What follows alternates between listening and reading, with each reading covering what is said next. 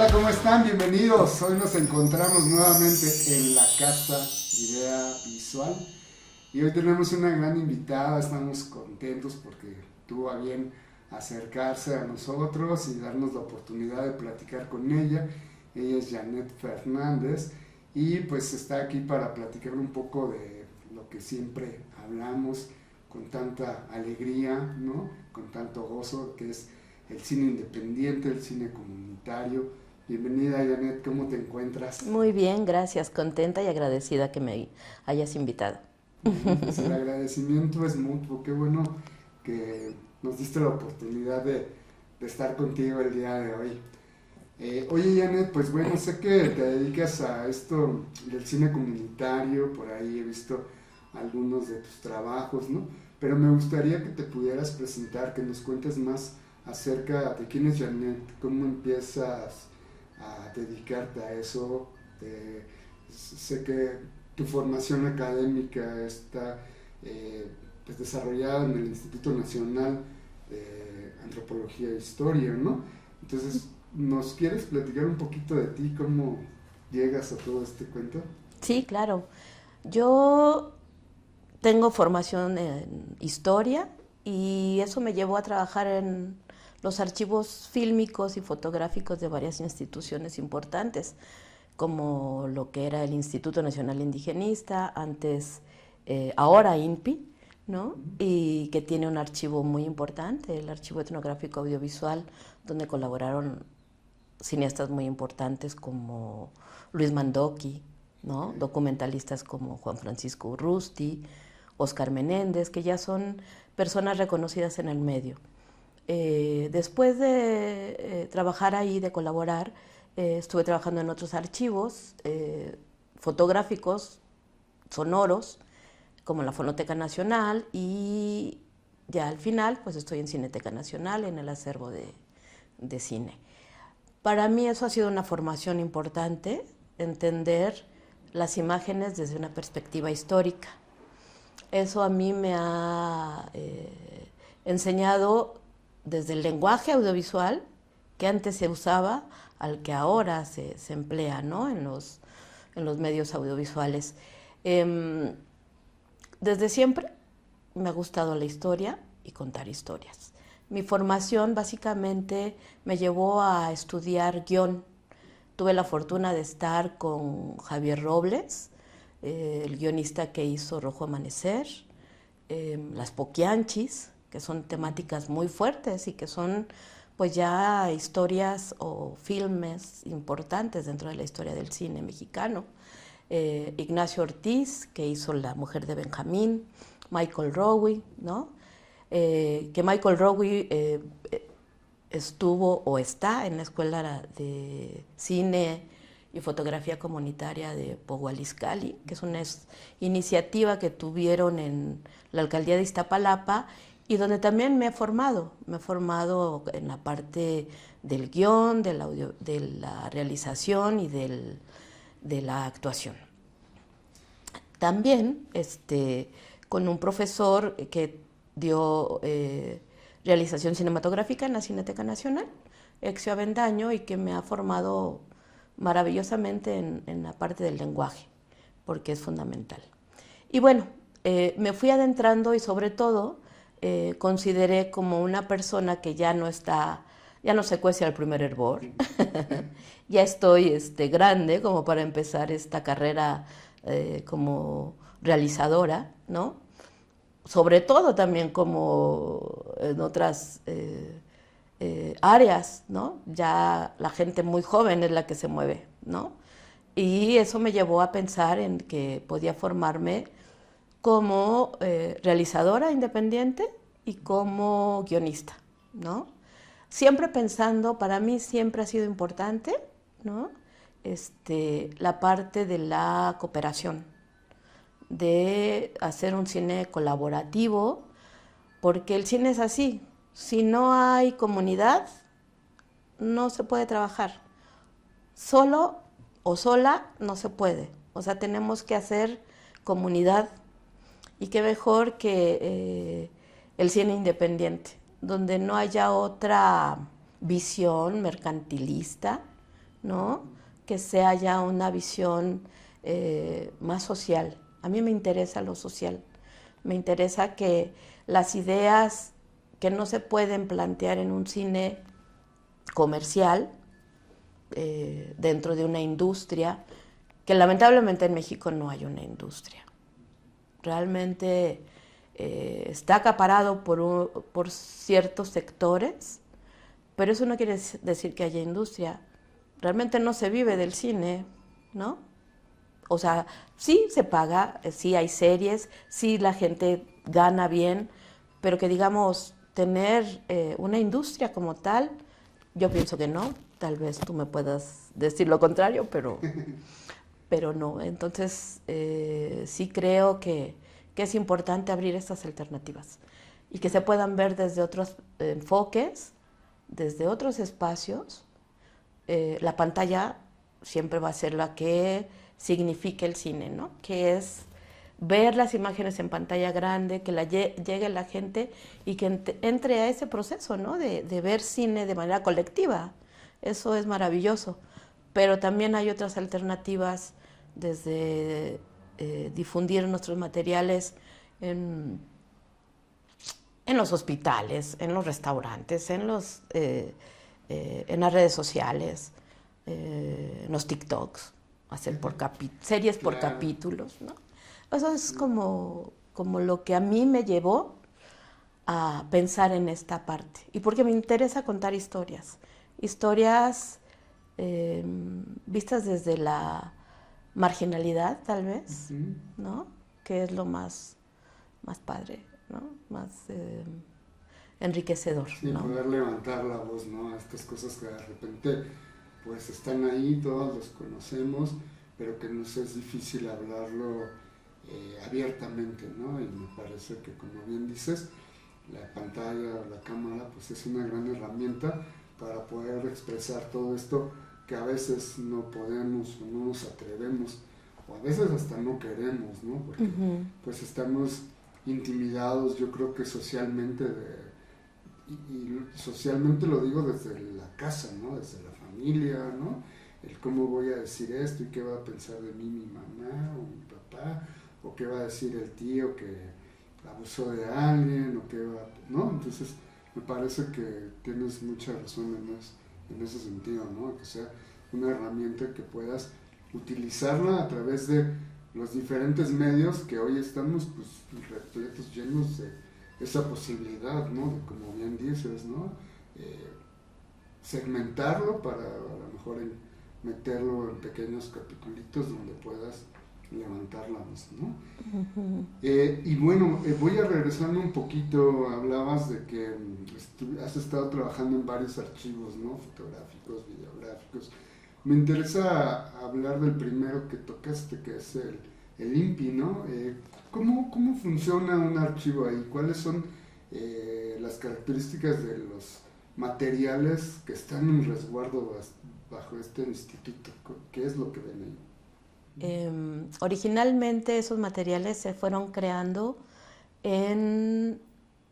o produciendo en 16 milímetros y en 35. Desde que se creó en 1948 para mostrar las acciones indigenistas que realizaba el instituto, que iban haciendo, ¿no? A partir de las políticas de esta idea de integrar a los pueblos indígenas al desarrollo del país, pensando en que en los años 50 se hablaba de la modernidad, se hablaba de integrar a todos para que el desarrollo fuera parejo, cosa que pues nunca ha pasado, ¿verdad? Pero a partir de entonces este instituto comenzó a filmar las acciones que realizaba. Una de ellas fue de 1951 en el Centro Coordinador Tzotzil, en Chiapas, donde se veía cómo iban integrando a los indígenas a los centros coordinadores indigenistas. Y ahí, bueno, hay imágenes que nos pueden impactar porque llegan con un polvo como blanco para supuestamente quitarle todas las pulgas o insectos plagas. a los indígenas.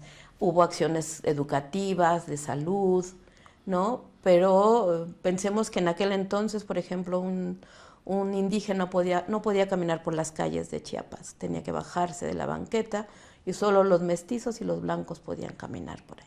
Entonces hay registros de ese tipo, muy fuerte, que la discriminación se fue cambiando, pero sigue habiendo, ¿no? Y bueno, ya después, en los 70s, Oscar Menéndez, un documentalista también importante, hizo documentales en la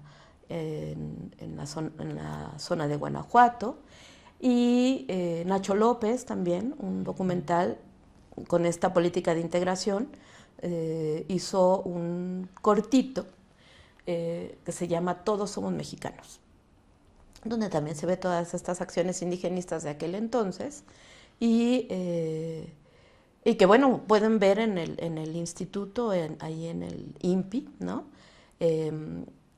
Posteriormente, en los 80s, las políticas indigenistas cambian y se supone que ahora no era la integración, sino era respetar las diferencias. Un país multicultural donde toda la población indígena tenía derecho a desarrollarse según sus tradiciones, sus costumbres, su cosmogonía. Y surgió el Archivo Etnográfico Audiovisual. Quien lo inicia es Alfonso Muñoz, Salomón Ahmad, que era en aquel entonces el director de la institución, y el primer documental se hace en Oaxaca, La música y los mijes. La idea era ir a las zonas, a diferentes regiones indígenas, hacer un trabajo de campo y de gabinete para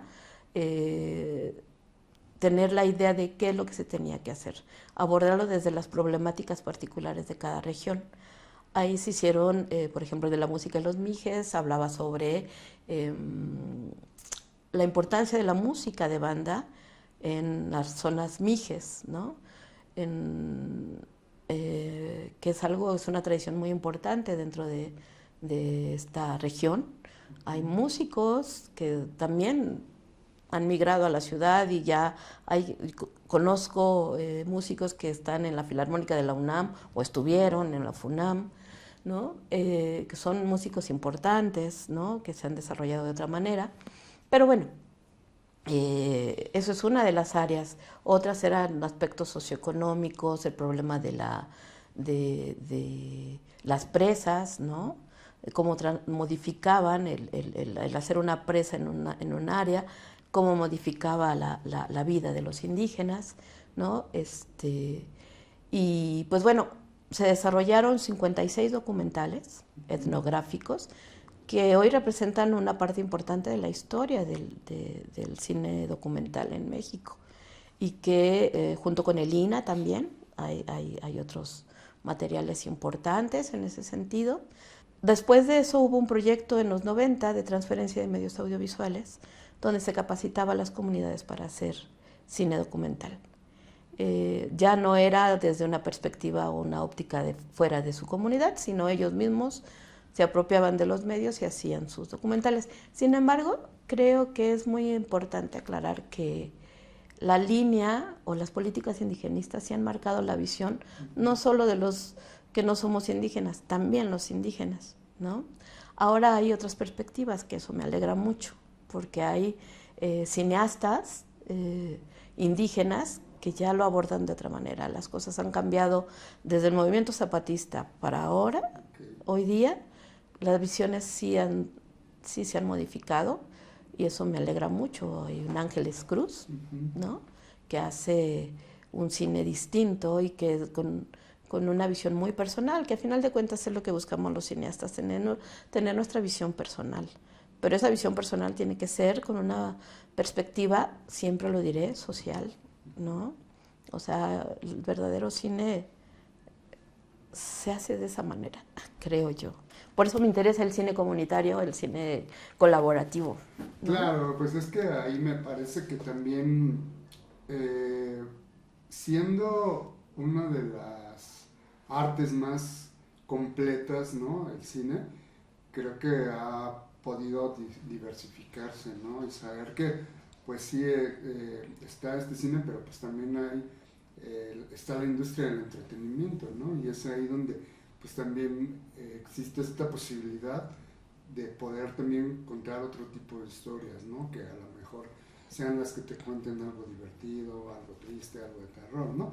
Pero en este caso, pues bueno, hablando del cine comunitario o incluso indigenista, como ahora mismo bien lo platicábamos, pues me parece que es otra forma, ¿no? De contar historias, que en este caso pues es más la de tu interés que la industria del entretenimiento, ¿no? Y a mí me queda todavía aún la duda de, bueno, todo este material, el tenerlo resguardado ahí, como de qué sirve, ¿no? A mí como mexicano, ¿de qué me serviría de poder acercarme solo a ver la historia a través de esto, que no se esté abierta al público, como para que yo, si quisiera como conocer más de estas comunidades, ¿no? O cómo pues estos documentales, si existe esa posibilidad de acercarse y ver, o cuál otro propósito tiene el resguardo de estos materiales. Bueno, pues mira, yo creo que todos los materiales, no solamente los de hace 20, 30, 50, 100 años, deben preservarse, también los actuales. Y sobre todo el riesgo que se tiene con el soporte digital es terrible, ¿no? O sea, se te pierde, o si lo subas a la nube, se te pierde porque tienes que estar migrando los materiales constantemente. Lo digital hay que tener mucho cuidado. Con lo que se hace actualmente hay que tener cuidado y hay que pensar que es parte de una memoria audiovisual histórica, ¿no? En el caso de los materiales del INI, abordando otra vez este tema, todo el material que se hizo fue en película cinematográfica. Curiosamente tiene mucho más posibilidades de preservarse con el tiempo, a pesar de que tiene que estar en condiciones de temperatura y de humedad relativa controladas. En este caso se hicieron bóvedas a finales de los 90 en este espacio y están almacenados bajo condiciones de temperatura y humedad controlada. ¿Por qué? Porque la película cinematográfica, sobre todo la de acetato, tiene un problema que se le llama el síndrome de vinagre y es la descomposición del ácido acético de la película. Okay. Comienza a encogerse, a resecarse, ya no puede pasar por el mecanismo de proyección, ¿no? Que es la manera en que la película es como se puede ver, ¿no? Proyectando en estos proyectores que ahora a las nuevas generaciones les parece una reliquia, ¿no? Pero todavía hace 20 años. Sí, que son maravillosos. El sonido la proyección en cine es mágica, realmente, ¿no? Entonces, la película, bueno, te comentaba, tiene deterioros mecánicos, se encoge, el color se degrada a un tono magenta, se reseca, hay desprendimiento de la emulsión. Toda esta parte, si no se cuida, si no se tiene en condiciones controladas, o por lo menos tengan condiciones estables, donde quiera que estén, pues se deteriora. Pero aún así, todavía... Ahora tenemos películas que se produjeron hace 100 años, ¿no? Wow. No pasa lo mismo con el soporte digital. El soporte digital tienes que estarlo migrando. Y a veces, si se te borra, ya no tienes esta parte, la materialidad de decir, bueno, no la veo en un proyector, pero la puedo ver físicamente, ¿no? Ese es un riesgo y que este mundo cibernético, este mundo digital, nos lleva a eso, a lo efímero, ¿no? Entonces, es un gran riesgo, y que yo pienso que deberíamos también de plantearnos cómo vamos a conservar nuestro material, porque ahora lo hacemos en digital, ¿no? Y eso es también importante para para quienes queremos producir y conservar estos materiales. Porque sí creo que es reflejo de nuestro tiempo, ¿no? Lo que producimos, sí. Totalmente, no, pues me hiciste ir a unos años atrás, ¿no? Contarme todo esto, ¿no? Porque justo, pues yo empecé haciendo cine cuando se filmaba, ¿no? Y que era, pues ya sabes, montar la película, ¿no? El magazine, ¿no? Y luego mandarlo a revelado y la parte de cortar la película, editar, todo esto que pues ya tristemente no sucede, ¿no? Y recuerdo para mí lo difícil que fue el cambio a la parte digital, ¿no? En la que pues no queríamos irnos a esta digitalización, ¿no? Nos costaba trabajo el pensar en que ahora ya todo iba a cambiar y modificarse, que hasta cierto punto considero que ha tenido grandes ventajas, ¿no? Porque pues todo esto ha traído a que cada vez estemos más cercanos, ¿no? a poder hacer cine, ¿no? Sobre todo Claro. nosotros que hacemos cine comunitario, ¿no? Porque pensar en ahora tener una cámara de cine en la que pudieras comprar material para luego revelarlo, todos estos procesos y después tener estos carretes para proyectarlos, pues es más complicado que de repente meter una tarjeta a una cámara, sacarla, ponerla en tu computadora y empezar a trabajar con ella, ¿no? Creo que de alguna manera nos ha acercado más a la posibilidad de que cualquiera que tenga voz, cualquiera que quiera contar una historia pueda hacerlo. Sin embargo, ahora mismo que lo mencionas me preocupa, ¿no? Esta situación de yo mismo, ¿no? Cada vez que hacemos un capítulo, pues tengo que copiarlo en otro disco, ¿no? Entonces tengo que estar duplicando ese material, ¿no? Por si de repente se traba el disco, por si de repente sin querer le pongo borrar, pues ya perdí todo el trabajo, ¿no? De hecho, pues igual tan solo el grabar, ¿no? Aquí el podcast, es que pues tengo ese respaldo de hacerlo con 3 cámaras, porque si no de otra manera, ya me ha pasado un montón de veces, sobre todo yo que soy novato en esto de crear este tipo de material en el que ya no corría una cámara, otra estaba fuera de foco, una se cortó antes, ¿no? Entonces, de alguna manera tener ese backup para poder de repente tener la charla completa, pues sí es como algo que a lo mejor no es el mismo gasto, pero pues tienes que estar con un montón de tarjetas, con un montón de dispositivos, ¿no? Y qué padre que haya estos espacios, ¿no? Estos lugares donde ese interés por conservar este tipo de material, ¿no? Y bueno, por otro lado, vámonos a otro rollo, ¿no? Me contabas, pues, de que el estar trabajando en estos espacios y con tu carrera te ha servido, pues, también para aprender a contar historias, ¿no? Que me parece que eso es lo bonito de la vida, ¿no? Porque somos una sociedad muy dada a la charla, ¿no? A la plática, desde niños, ¿no? Que nos sentábamos con los abuelos y ya te contaban una historia, ¿no? Entonces tenemos como esta gran parte de la mexicanidad en donde esta cultura nos lleva siempre a querer escuchar al otro, ¿no? Y bueno, Janet, me gustaría que me contaras un poco, ¿no? De cómo has hecho que tu trabajo, ¿no? Con toda esta experiencia de la que me cuentas, puedas llevarla a la parte en la que tú ahora te conviertes en esa autora, ¿no? En esa contadora de historias. Cuando quieres contar una historia, lo primero que te preguntas es, ¿desde dónde voy a partir? Para mí la formación que he tenido en historia siempre me lleva al pasado. Para mí mi pasado siempre es muy importante entenderlo. Cualquier proceso desde sentir que siempre tenemos como recuerdos bonitos y recuerdos no tan gratos. Para mí trabajar el pasado es muy importante. Ahorita, por ejemplo, estoy haciendo un guión sobre la historia de mi madre y mi abuelo.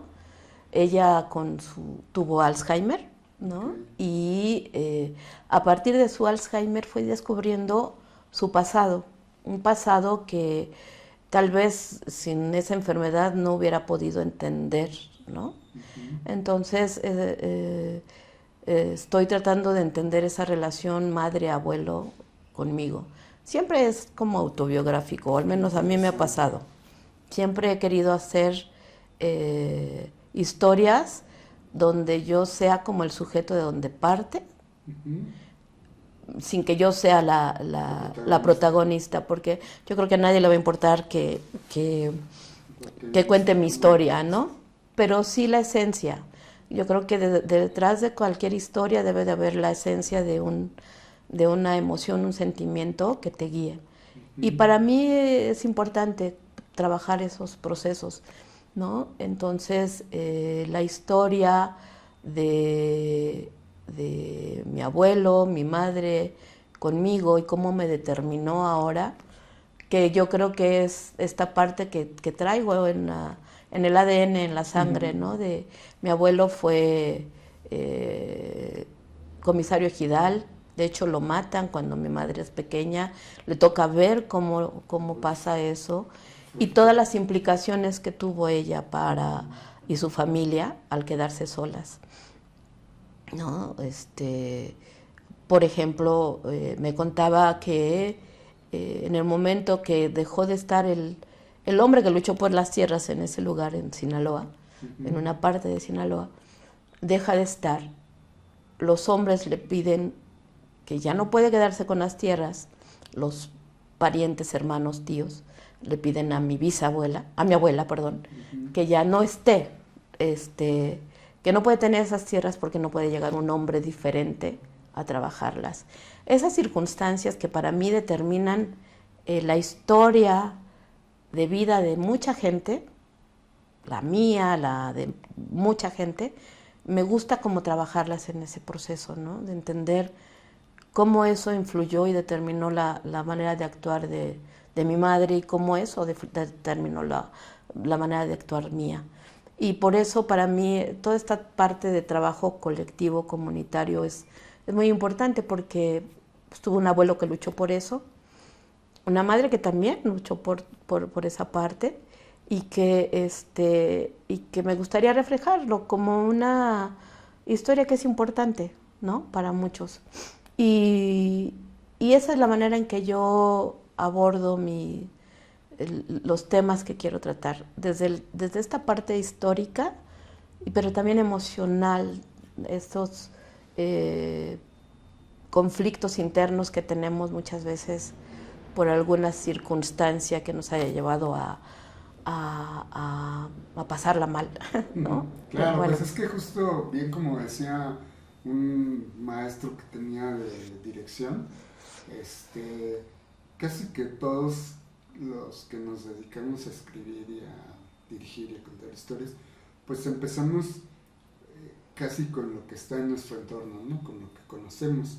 Y como bien lo dices, ¿no? Ahora mismo, pues es de tu interés contar estas historias de lo que viviste, de lo que vivieron eh, tu abuelo, tu madre, en este caso tu abuela, ¿no? Pero que al final del día me parece que es como contar lo que viviste, pero sabiendo que va a tocar las fibras del otro, ¿no? Porque Ujú. o sea, creo que quienes vivieron o compartieron con tus familiares en este caso, de alguna manera su vida habrá tenido que haber sido en algo parecido, ¿no? Entonces, yo creo que a veces contar nuestra propia historia, de nuestros más cercanos, de esto que queremos mostrar y tal, pues no solamente es la fibra de uno, ¿no? Sino también, pues, el tocar esas emociones de llevar al recuerdo o de cosas que nos preocupan, lo que hablábamos en un principio, ¿no? De repente levantar la voz de algo que no me gusta o que me duele, ¿no? Pero que no cualquiera lo hace, ¿no? Ujú. Y que en este caso, pues nosotros sí tenemos esa ventaja o esa oportunidad de poder hacerlo, y que es justo lo que hace que a otro le interese y a otro, ¿no? Y que pues esto mismo sea parte de que tengamos una motivación como realizadores de seguir alzando la voz, ¿no? Y contar estas historias que pues no cualquiera lo hace, ¿no? Que podrían, pero que a veces no saben cómo hacerlo o cómo acercarse, ¿no? Y es de ahí la importancia de Cuenta Conmigo, de que puedas de alguna manera venir a platicar con aquel que está detrás de la pantalla, el que hay una posibilidad de contar tu propia historia, ¿no? De decir, esto me duele, ¿no? Pero también esto lo gocé, porque también Claro. creo que hay que saber, ¿no? Que existe también esa posibilidad, ¿no? De que a lo mejor voy a contar algo que no es muy grato, pero que finalmente va a ser liberador, ¿no? Y entonces esto es lo bonito de nuestro trabajo, ¿no? Que a lo mejor vamos a tocar cosas muy profundas que tenemos, pero que de alguna manera nos va a hacer sentir bien, ¿no? Porque a veces creo que gran parte del daño que tenemos como seres humanos es el guardarlo, ¿no? Y qué importante que podamos tener esta posibilidad de relajarnos, ¿no? De Así decir, es. ahí está, ¿no? Escúchenlo, véanlo, ¿no? Y eso es como un poco la invitación a la que Idea Visual y Cuenta Conmigo, ¿no? Pues tienen esta cosa de querer, pues, que vengas y platiques tu historia, ¿no? Y voy a regresarme otra vez hablando un poco de lo mismo, ¿no? ¿Cómo es Janet en su infancia? ¿Qué quería hacer ella de niña? Porque una cosa es lo que piensas, lo que quieres, y otra es a dónde llegas, ¿no? Y me gustaría saber cómo es tu infancia, porque a veces creo que mucho de eso marca nuestro futuro, ¿no? Nuestro crecimiento. Entonces, no sé si haya algo que tú ya encontraste que pudo haberte marcado para llegar a este punto en donde te encuentras hoy para contar estas historias. Uy, sí, no, seguro, sí.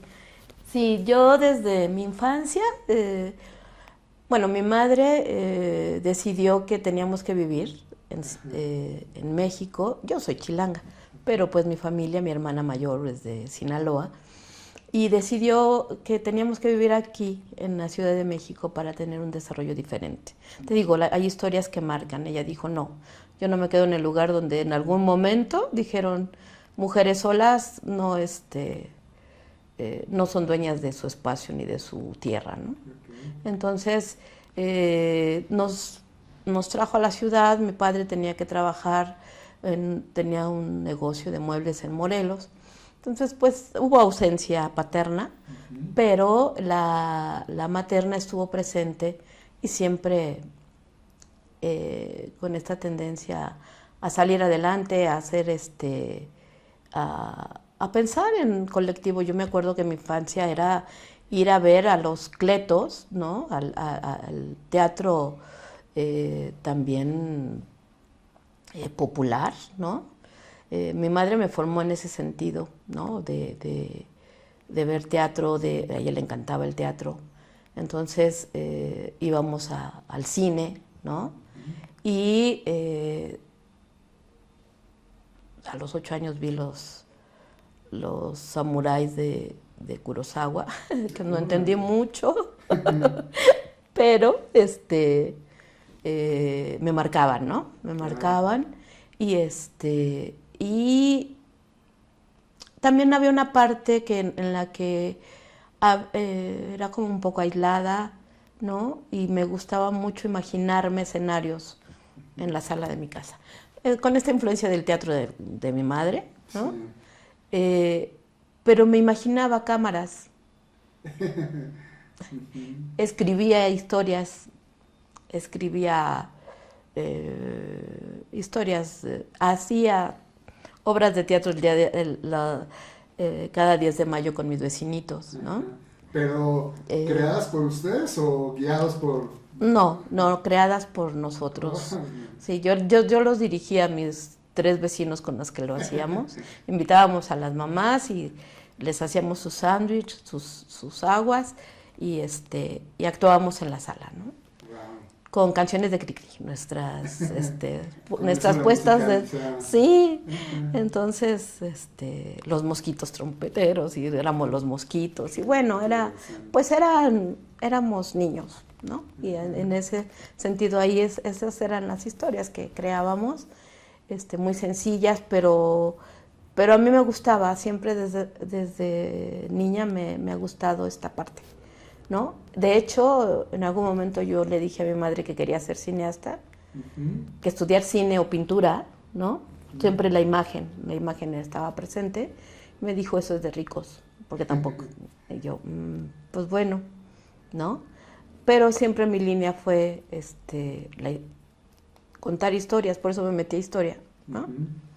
Eh, y así fue mi infancia. Por momentos hubo una separación de mis padres, hubo pues esta parte de nostalgia de no estar con los dos papás, de no. Ujú. Y eso sí creo que marcó esta parte de pensar yo en que uno tiene que resolver siempre sus conflictos internos, su pasado, ¿no? Claro, Así lo tengo como muy claro. ¿Por por qué yo quiero esta visión para hacer historias, ¿no? claro. Pues qué bonito, la verdad, escucharte, ¿no? Y fíjate un poco, eh, pues por eso justo te quería preguntar, ¿no? ¿Cómo había sido cómo había sido tu infancia y cómo es que había influenciado, ¿no? Para lo que haces actualmente. Y hace un rato mencionabas algo que me sonó mucho en la cabeza, ¿no? Que hablabas de, pues es que ya estoy grande y esto de hacer cine, pues ya es para los jóvenes, ¿no?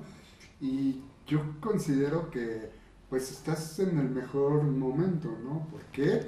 Porque pues sí, ahora consideramos que por la facilidad y la digitalización, la modernidad, el flujo de trabajo que se requiere, que ya no tenemos como esa capacidad de, ¿no? Sin embargo, creo que los que hemos tenido la oportunidad de actualizarnos, ¿no? Y que además nos hemos comprometido tanto con contar historias, eh, tenemos esa facilidad, ¿no? De toda la experiencia que hemos acumulado en el trayecto de nuestra vida, ¿no? Y Claro. sobre todo ahora mismo que mencionas cómo ya en esa infancia Janet ya traía este gusanito de contar historias, pues me parece súper importante hacer como el complemento de saber que pues estás en el mejor momento, ¿no? Porque hablábamos de las facilidades de poder hacer, contar historias, ¿no? De que sabemos que ahora puedes hacer una gran producción con un teléfono, con cualquier cámara básica, ¿no? No Ujú. ahora ya no está en los medios, ¿no? Como en algún momento tu madre te lo dijo, ¿no? Es que eso es para ricos, ¿no? Y que ahora sabemos que es, préstame tu teléfono, ¿no? Incluso ni siquiera necesitas tener tú ya mismo la mejor herramienta, ¿no? Sino tener la mejor historia o el mejor argumento que ni siquiera tiene que ser para el otro, ¿no? Sino para ti mismo y poder Ujú. contarlo, reflejarlo a través de esto y contar esas historias que queremos, ¿no? Ujú. Entonces, pues yo la verdad es que te invitaría a que le cambies ese chip, ¿no? Y saber que pues estás en el mejor lugar, ¿no? Porque además, pues, no es para cualquiera este trabajo, ¿no? Este oficio creo que solo es para algunos y ya no necesariamente como lo veíamos, ¿no? De lo que hablábamos fuera de cámaras, ¿no? De que solo era el cine para la elite, como tu madre te lo dijo algún día, ¿no? Ha cambiado nuestra perspectiva de contar historias Sí. y saber que si digo solo es para algunos es porque no cualquiera se atreve a soñar y no cualquiera se atreve ya Ujú. a tener ese valor de contar una historia, ¿no? Me parece que cada vez es más complicado que un joven se preocupe por hacer algo tan clavado como lo hacíamos antes, ¿no?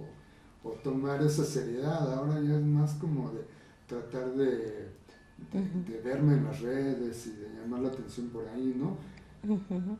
Más que como lo que tú buscas, ¿no? Y la gente con la que te rodeas, en la que pues quieres que tu cine se escuche para ayudar a otros, ¿no?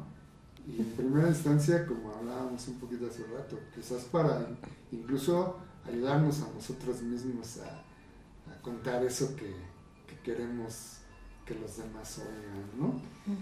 Y ahí me gustaría que nos contaras sobre tus proyectos, ¿no? Veo que tienes por ahí 2 cortometrajes, uno que se llama Confesiones de un Confesiones de un gato. gato. Ese me parece que es tu primer trabajo que haces, ¿no? ¿De dónde surge? ¿Cómo lo haces? ¿Con quiénes? ¿No? Platícanos Sí. un poco. Bueno, esos 2 proyectos los hice durante un diplomado que tomé con Exio Avendaño en la Cineteca Nacional y lo hice con todos mis compañeros. Colaborativo totalmente, con la gente que aprecio mucho, todos mis compañeros. Son guiones que yo también hice, historias personales, ¿no? Que son como como decimos, se hace catarsis con estas historias. Y pues sí, fue así como en colaboración con los compañeros. Y el resultado, ahí está. Ajá. ¿Y qué está pasando con ese corto? ¿Lo metiste a algunos festivales? ¿Qué has hecho con El él? segundo quiero afinarlo un poco más. ¿Hace cuánto hiciste este primer corto? Año y medio, más o menos. Digamos Sí. que fue tu primer trabajo Ajá. ya como Sí. escritora, directora. Ajá, ajá. Y ese es muy cortito. Quizá los meta a los 2, tal vez. Tendría que afinar un poquito más algunos detalles, ver los derechos de la música, porque ese es un problema también, ¿no? Sí. Que en la parte del cine comunitario, que a veces o los recursos, o buscas quien te haga la música, pero también tienes que ver el recurso, o tomas música que ya está producida, pero que también tienes que ver el derecho de uso, ¿no? Sí. Los derechos son fundamentales, así sea independiente, así sea que no se vaya a abrir a varios espacios la exhibición o se distribuya, tenemos que cuidar eso. Entonces es una parte que tengo que hacer para que Sí, yo voy a pueda hacer un fluir. paréntesis porque justo yo creo que para cualquiera que quiera hacer cine o escribir, uno de los consejos más importantes y fundamentales es esto de lo que hablas, ¿no? Los derechos, porque a veces escribimos y pues ya, ¿no? Lo dejamos como que, sí, lo voy a hacer y tal, pero nunca protegemos nuestros proyectos, ¿no?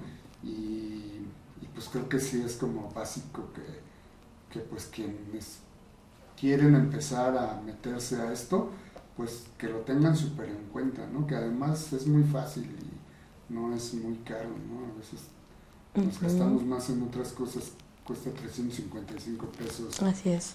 Proteger tu historia, ¿no? Y ya después empezarla a trabajar. Así es.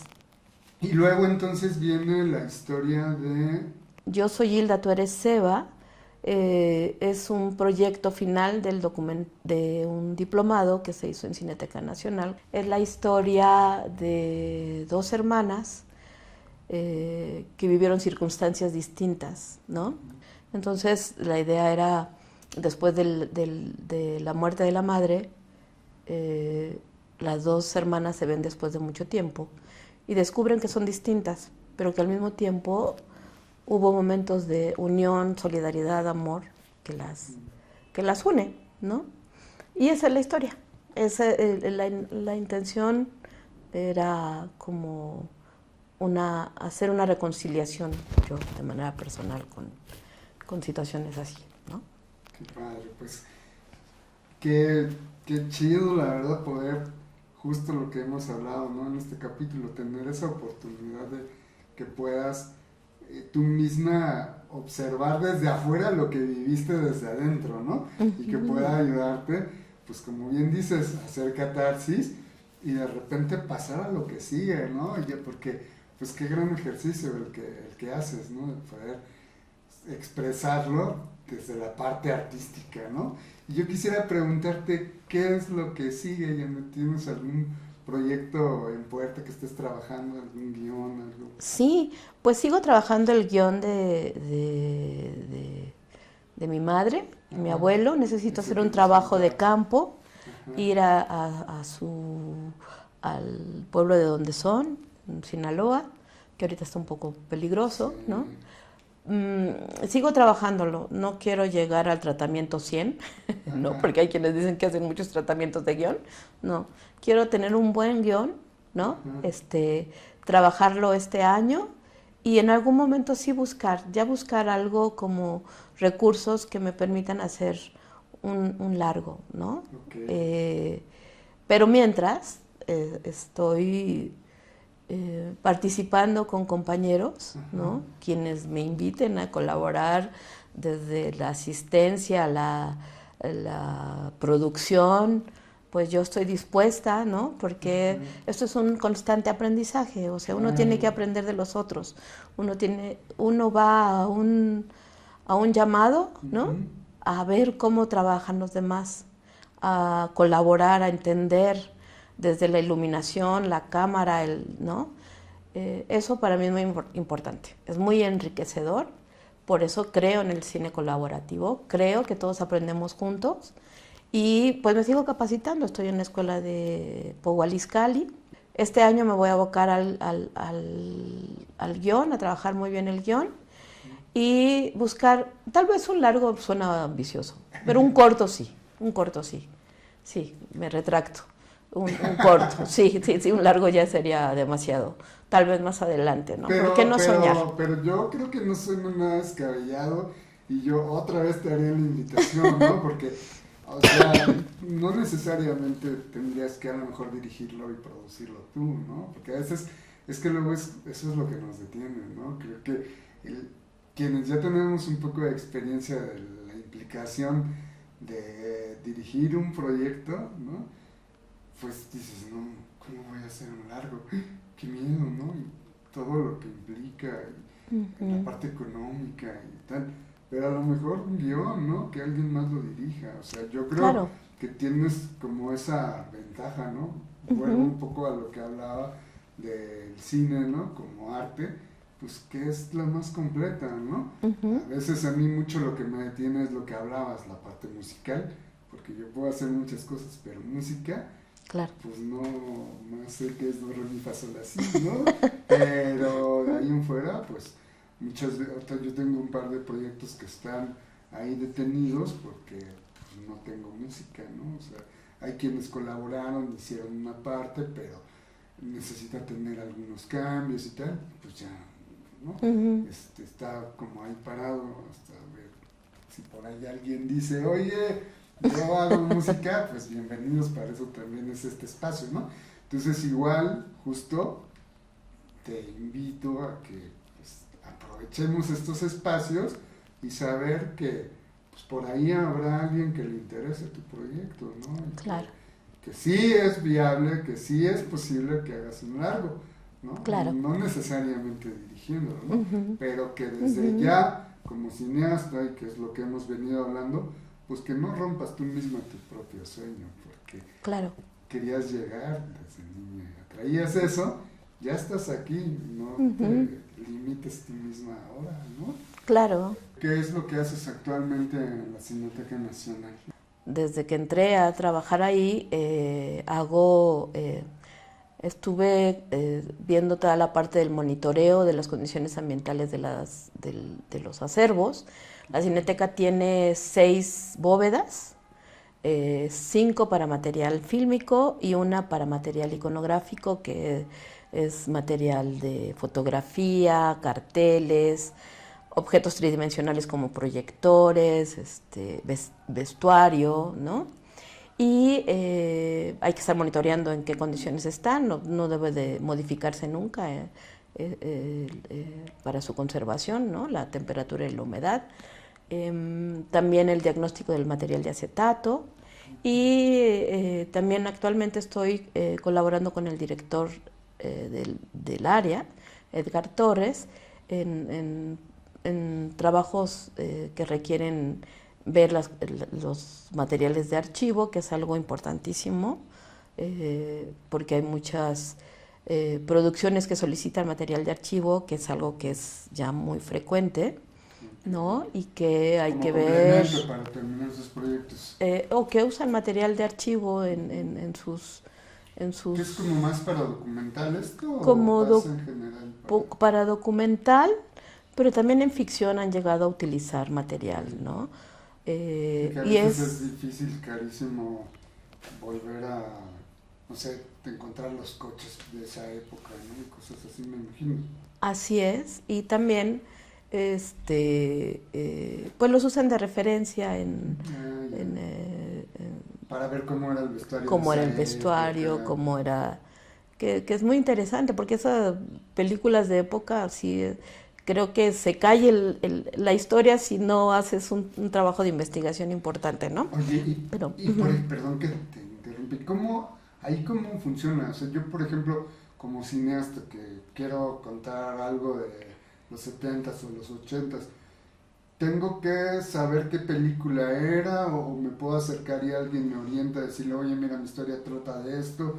Y que me digan, pues mira, tenemos el acervo de tal año de esa película, o yo tengo que ya también haber hecho esa investigación previa para encontrar ese... pues pueden ser las dos cosas. Hay quienes conocen títulos de películas de la época que quieren trabajar o solicitan información sobre ciertos periodos. Por ejemplo, hace poco fueron del Museo de Cantinflas a solicitar imágenes de carpas, ¿no? Las carpas donde se inicia Cantinflas. Oye, ¿y eso que Ajá. después si necesito algo de ese material lo compro, me lo donan, Se cómo tiene funciona? para que se puede consultar Ajá. y luego se tiene que gestionar con quien tenga los derechos, porque la Cineteca no tiene los derechos, Solamente solo es custodia, resguardo. solo es el resguardo. Entonces se tiene que gestionar con quien tiene los derechos, Y yo tengo una generalmente los película productores. que filmé en los 70s y la tengo en mi casa, pero si quiero conservarla y tal, ¿qué hago? ¿La llevo? La ¿Platico con llevas ustedes? y ¿Tengo que pagar estableces. porque la guarden? No, la puedes llevar y la depositas en las bóvedas de Cineteca y no se paga. Tú estableces ahí que quieres dejarla en comodato o quieres donarla, ¿no? Ok. De hecho, la ley de cinematografía establece que todo lo que se produce, se exhibe y se distribuye en México debe dejarse una copia en Cineteca, cosa que no ha pasado En los últimos 100 años. en todo el tiempo. O sea, sí hay quienes sí lo hacen. Es más, Cineteca Nacional dependía de la Secretaría de Gobernación y era el enlace de donde llegaban y dejaban una copia. Pero se hablaba de negativos también, cosa que no hay. Claro. ¿No? Hay muchas copias de proyección, pero no hay muchos negativos. Es una dinámica que se dio y que yo creo que valdría la pena, pues sí, pensar en que es el espacio adecuado para conservar sus materiales. Oye, y en la parte digital, ¿sabes si hay algo parecido donde también uno pueda como ir y dejar su material para, no sé, dentro de 50 años que alguien diga, ¿y cómo era en 2020? Y que de repente, o 25, y que se acerquen a ver cómo era, ¿existe Sí, algo? sí, hay forma de que lleven su material y lo donen a la Cineteca o lo dejen en comodato, ¿no? Pero yo, o sea, tendría que llevar mi USB o un disco duro, ¿cómo funciona? La dinámica de lo que entrega, lo que llega a la Secretaría de Gobernación sigue dándose. Se deja un DCP en la Cineteca y se almacena ahí.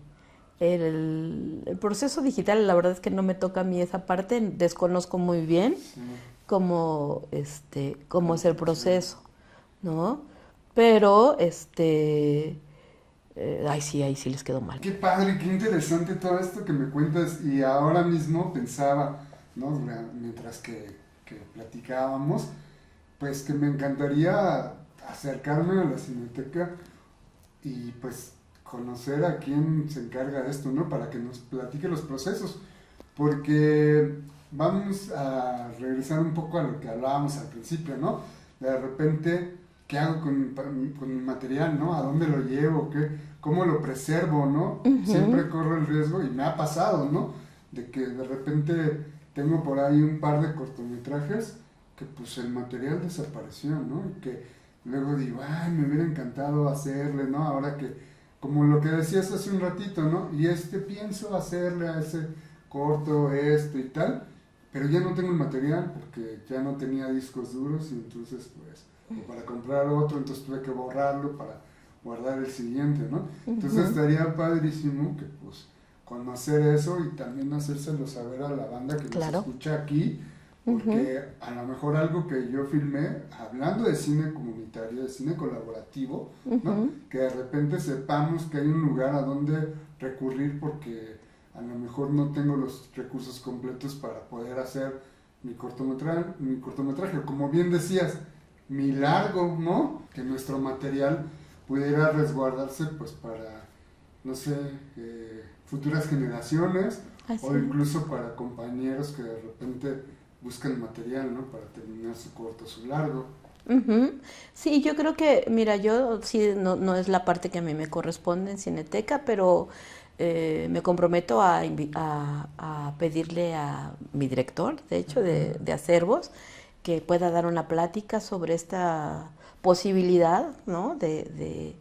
Ya sea en Cineteca o plantear estrategias, ¿no? ¿Cómo se Para la llama? conservación. Edgar Torres. Ah, pues Edgar Torres, pues igual, y también te hacemos la invitación si quisieras venir a, cuenta conmigo y platicarnos, eres bienvenido. Sí, creo que él tiene toda la experiencia y tiene toda la información como para hacer, porque además es importante, o sea, creo Claro, que ahorita hay muchísima gente que está haciendo cine sí, independiente, cine colaborativo, como, cooperativo, comunitario, como queramos nombrarlo, pero que sí es importante. La preservación del audiovisual es fundamental porque es nuestra como historia, es es nuestra lo que historia, de nuestra va a enseñarle memoria. a otras culturas, ¿no? Así Así como, es, como los canales de televisión que tienen sus propias estrategias, que seguramente también el cine claro. independiente debe de tener, tomar en cuenta esta Sí, parte. además fíjate que ahora que lo platicamos, que nunca se me había ocurrido, pero creo que es como una de las épocas más importantes para poder preservar nuestra historia actual, ¿no? Porque creo que es cuando más material audiovisual se ha generado en la vida, Así no es. solamente en nuestro país, sino internacionalmente, ¿no? Y como bien decimos, pues de repente es material que pues puede quedarse ahí perdido o en el olvido. Y así como hay mucho material que igual y pues no tiene tanta relevancia, hay mucho que sí puede contar lo que somos, ¿no? O de dónde venimos, o lo que nos duele, sobre todo porque estamos en una época de alzar la voz, ¿no? Ahorita que Así acaba es. de pasar el 8M y que yo como hombre lo veo y digo, wow, qué importante y qué interesante sería que desde la parte positiva todos nos involucremos en esto, ¿no? Porque Ujú. pues es algo que en apariencia es de la mujer, pero que también tiene que ver con la manera como crecimos, ¿no? De cómo nos educamos o nos educaron, ¿no? Y que ahora tenemos como esta oportunidad de también nosotros como hombres involucrarnos y decir ya basta, ¿no? Ujú, Y que de ujú. repente parece que solamente es un trabajo femenino, ¿no? En el que solamente pareciera que a las que les preocupa es a ustedes como mujeres, ¿no? Como, Ujú. pues sí, como a las que primordialmente les afecta o afectó, ¿no? Y ahora mismo, pues saber que todo esto, pues podemos generarlo juntos y que se cuente cómo sucedió este cambio a lo que se está buscando, porque me parece, yo en lo personal creo que no solamente un proceso y un objetivo solo de la mujer, ¿no? Sobre todo pues ahora también que estamos con todos estos cambios de los procesos, ¿cómo llamarlo, cómo decirlo, ¿no? De los géneros, ¿no? En los que igual y pues también muchos hombres que están haciendo transición pues les afecta, ¿no? Y que de alguna manera también están queriendo alzar la voz para que haya estos cambios, ¿no? Entonces, pues yo te dejo abierta la invitación, Janet, a que cuando gustes, pues vengas y platiquemos nuevamente, ¿no? Como le hago la invitación a todos nuestros invitados a colaborar en Cuenta Conmigo y saber que Idea Visual pues tiene el interés de poder contar historias con gente que hace cine, ¿no? Porque al final del día pues es parte del trabajo de Cuenta Conmigo, tratar de colaborar con quienes a bien quieren pues decir, oye, yo tengo por acá un proyecto, ¿no? Entonces, pues abrir esa ventana, esa puerta a ti y con quienes haces cine, ¿no? Ya igual habrá también oportunidad de que nos cuentes un poquito más de Trashumante. ¿Cómo se pronuncia? Siempre me cuesta. Colectivo Trashumante. Trashumante, ¿verdad? Sí. Tal cual. O si te quieres soltar de una vez a platicarnos un poquito de qué es lo que hacen, cómo lo hacen. Sí, Colectivo Trashumante es un espacio que coordina Marian Dávalos, me parece que sí la conoces, Sí, Tupac. Claro.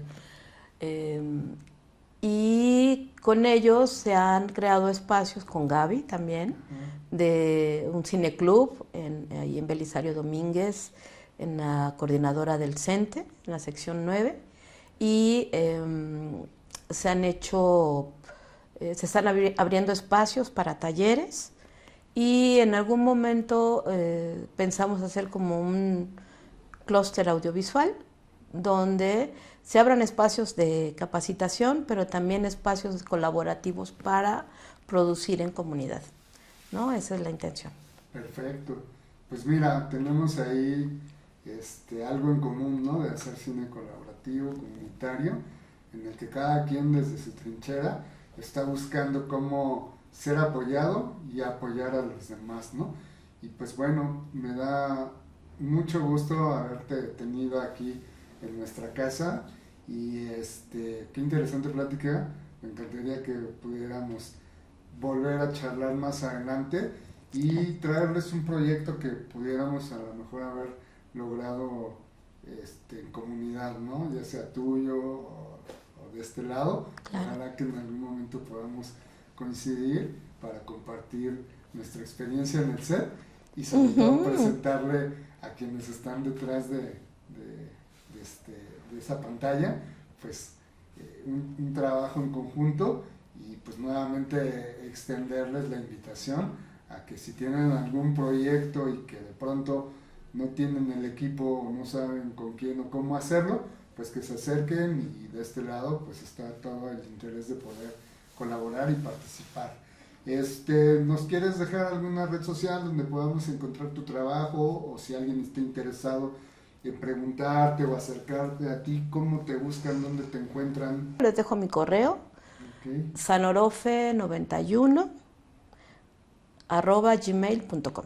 Buenísimo, pues de todas formas se los vamos a dejar aquí abajo escrito, y pues la atenta invitación a que si les gustó este capítulo, pues le den like, suscríbanse. La verdad es que siempre un like es una alegría, ¿no? Por ahí de repente ver que a alguien le interesó, que le gustó. Y si quieren, pues, notificaciones de cuando hacemos un nuevo capítulo, pues suscríbanse. Es gratuito, no cuesta nada, no sean codos. Échenle ganitas. Muchas gracias por habernos acompañado. Gracias, Bienvenida, gracias de verdad. Esta es tu casa. Un gusto, gracias. Nos vemos la próxima. Chao.